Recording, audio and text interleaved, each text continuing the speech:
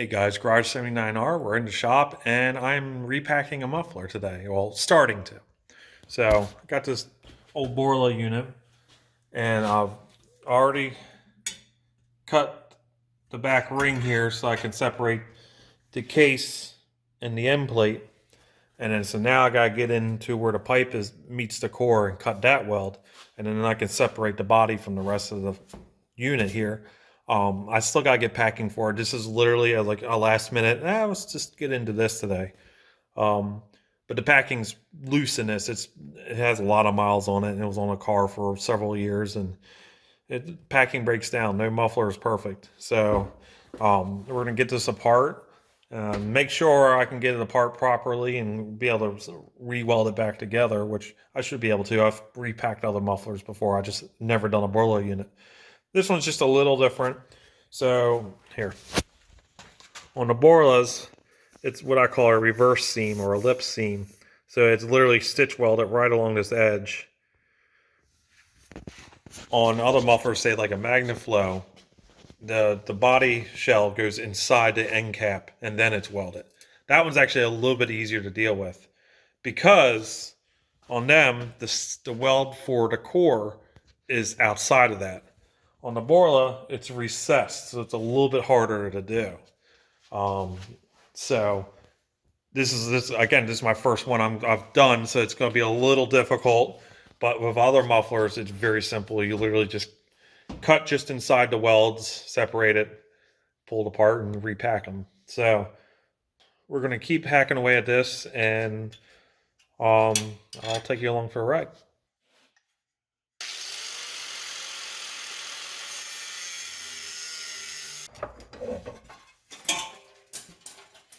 That actually can already, you ain't gonna see it. You can already see part of the core there.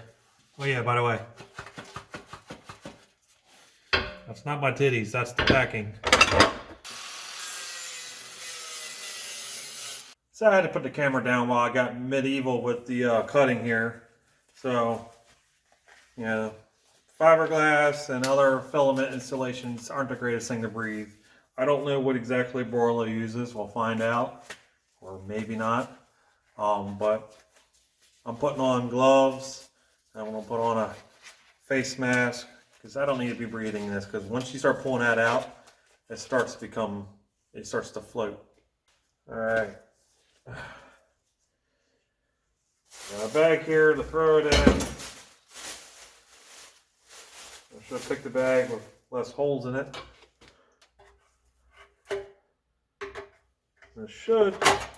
Might have to work at it a little bit.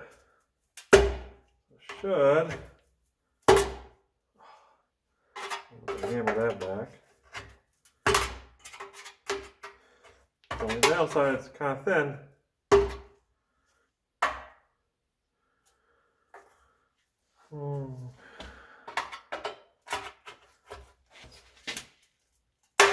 There we go.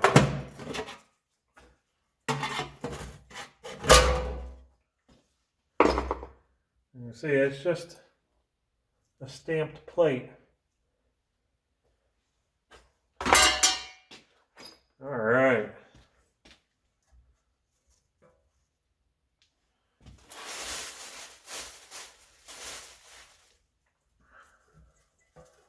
Yeah, this is all broken down.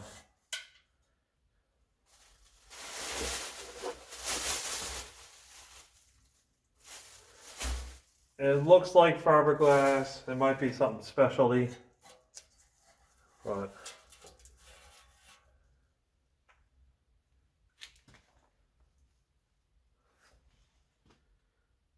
I think it's fiberglass. I'm not an expert, but it has fiberglass appearance.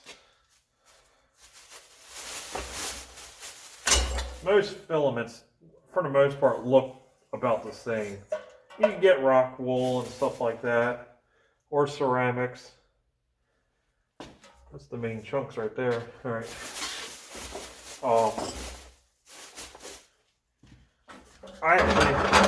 I prefer repacking with ceramic. It does a little less, but it lasts a lot longer.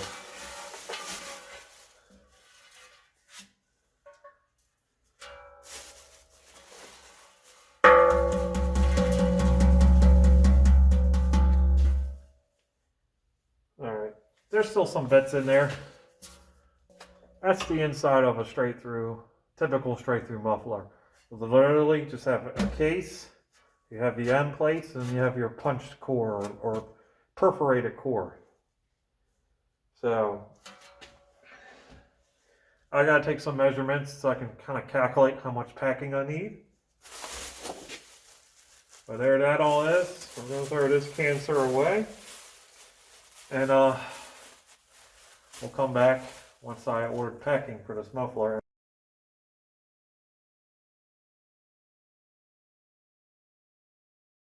Alright, today's a new day and the packing has showed up. I got some ceramic mat to use. Ceramic has a higher temperature tolerance. However, it's not as sound suppressant. At least in my experience, fiberglass tends to really favor higher end stuff. Ceramic's kind of like in the middle, but the durability, it definitely takes more abuse than fiberglass normally does. So that's why I'm filling this muffler with ceramic. So here's the inside of the Borla. I kind of cleaned out as much as I can. You don't have to make it perfect. I just got most of the crap out of there. And I'm going to start filling it.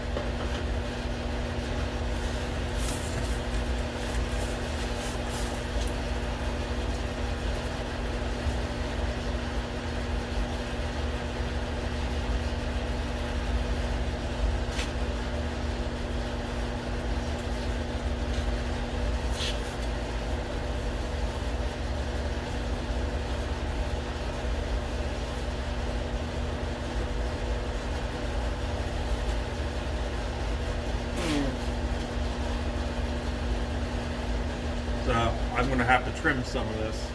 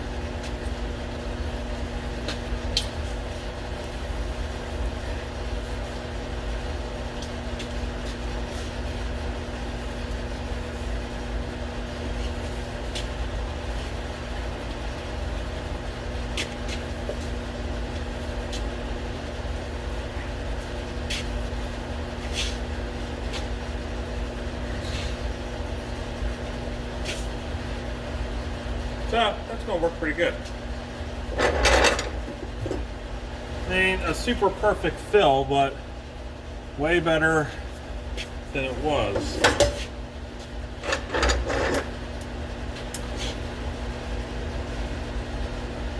I'm going to try to see if I can do something about this gap. But once I figure that out, I'll go ahead and put the end cap back on and start welding.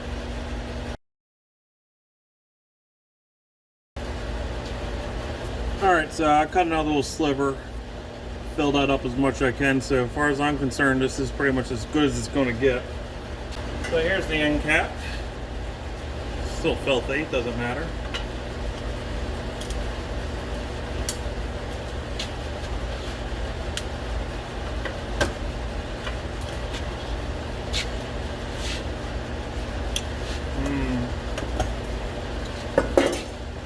I got to do some squeezing.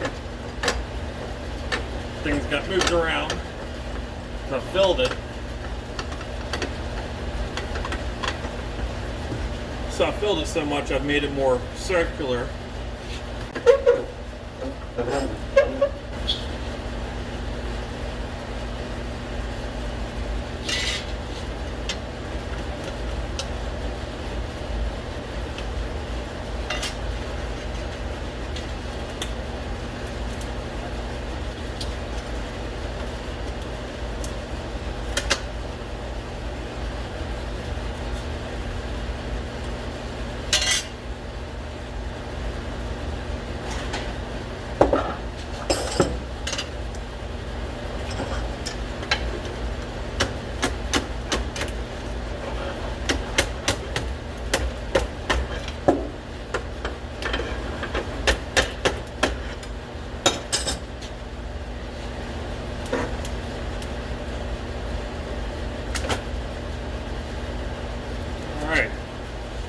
Got the end cap back in. I got fiddle with it, but it's in there.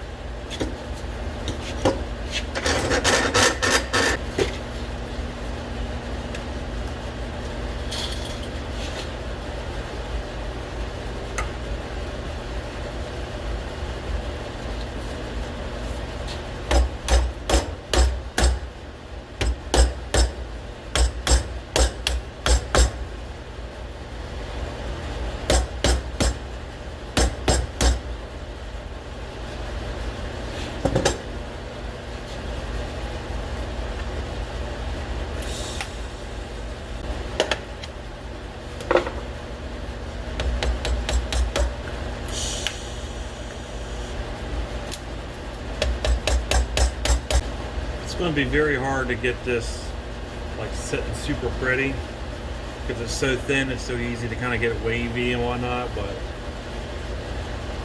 it doesn't affect the functionality.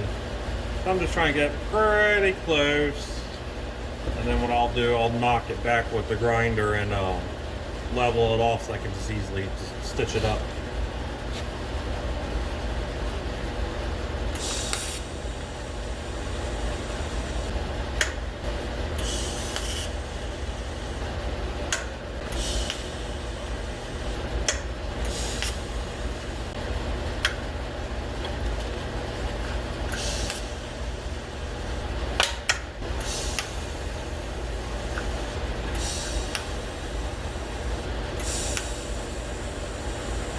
Alright, so that's stitched up. I'm going to do some grinding to kind of level it out as much as I can. If you really wanted to, you could really try to perfect it. Like if this was going to be facing out and it's going to be kind of exposed, what I have planned for this muffler, this is actually going to face towards the inside of the car, so you would never see it. I'll go ahead and finish clean this up, and then we'll start through the final welding. So, we're here on my expander. You can see the core is not quite tight with the end plate. So what I'm going to do is bump it ever so slightly until it's touching, and it makes the weld there much easier. Plus then I'm going to make a collar that goes in there, or a neck, and that's going to be my adapter that I weld the exhaust to.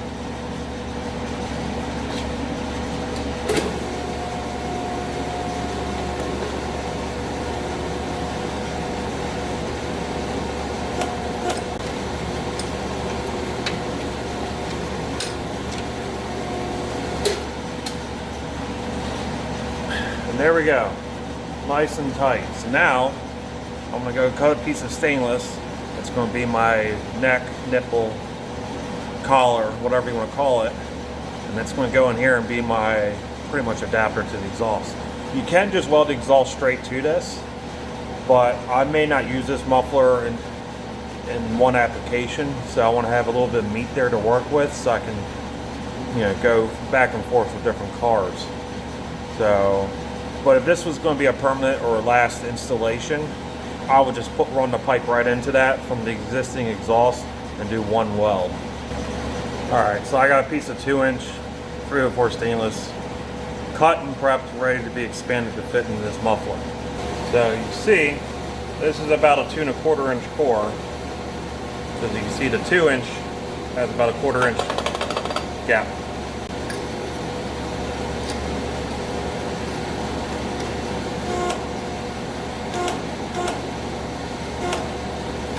Sometimes when you're expanding stainless rebounds a little bit, so sometimes you gotta tap it.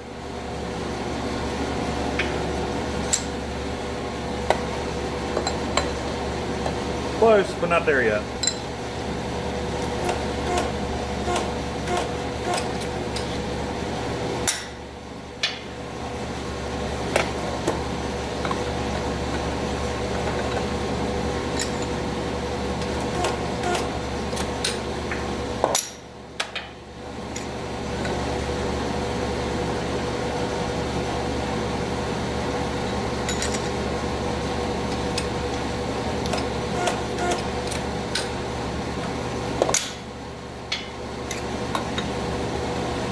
Perfect.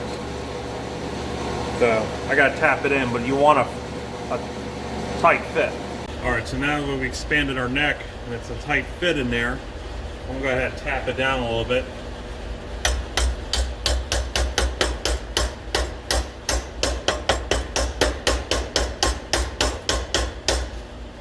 And you want it pretty square to the muffler. I mean, I'm gonna be welding to this, so it could be a little off because the pipe's gonna go inside and we'll have some wiggle room. So that's pretty good. Go ahead, tap the end plate down a little bit here. There we go. Just give me a little extra meat to work with. So now I'm gonna go ahead and throw just a couple tack bolts to kind of hold everything in place.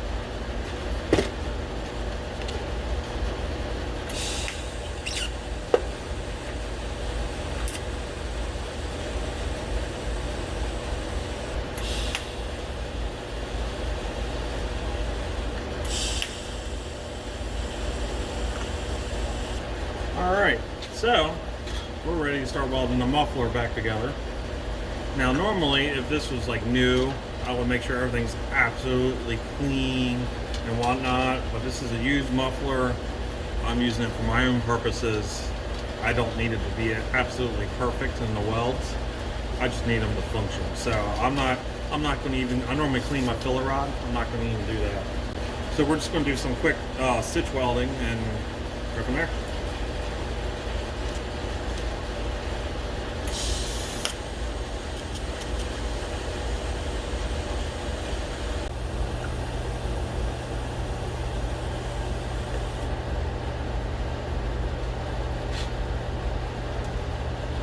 Alright, so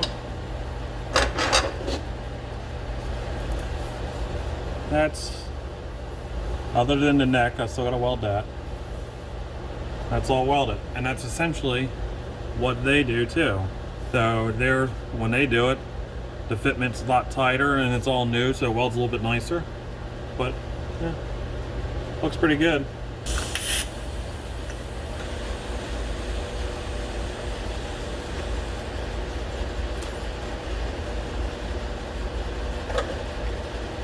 Alright, it's not welded to be expected because I'm welding with the edge of a perforated core, so sometimes it jumps around because sometimes there's extra metal there, sometimes I'm where a perforation is. But it's solid, it ain't going nowhere. I'm happy with that. Alright, so our repacked, repurposed Borla muffler is ready to be used. I cleaned it up with a wire wheel and a scuff pad just to kind of brighten it up, take some of the years off of it. And one might ask why go through all the trouble of repacking this muffler. You can just buy a new one. Yes and no. You can't buy a large, thick boy Borla like this universally. Usually you only get the big ones like this in their kits, and their full like catbacks and whatnot. In fact, the rear quiet muffler that I run on my Yaris is a Borla muffler from a WRX kit. Again, you can't just go out and buy that muffler. Most of the time, like this is a Sportsman muffler. It's a much smaller, thinner case, and these still do well for their size, but this will give me much more. With the repack, it weighs about 8 pounds. I don't know what it weighed previously because I didn't bother to weigh it, and plus the packing was broken down at that point. So you can do this with any packed muffler. Most are very simple construction. The Borla is a little bit different with these like reverse plates. Mufflers like the MagnaFlow and all the copies of the MagnaFlow are actually a little bit easier to cut open and repack because their end plate overlaps the body. So it's much easier. Just cut that off, trim it back ever so slightly, repack it, re-weld it. So, today's throwaway society, I like to repurpose things as much as I can. This is 304 stainless. This case ain't going anywhere. I'll cut it open one more time to repack it in 150,000 miles. So that's all, and look forward to it eventually on one of my cars, most likely Earl the Great or so. That's what I've kind of had this earmarked for. I want to kind of quiet that car down. I have a tiny Borla on it, but now that I've decatted it because the original cat has started to plug up, and I plan on building a long tube header for it. I need to tone it down some more. So this is where it's going to go on, and eventually you'll hear it on this channel.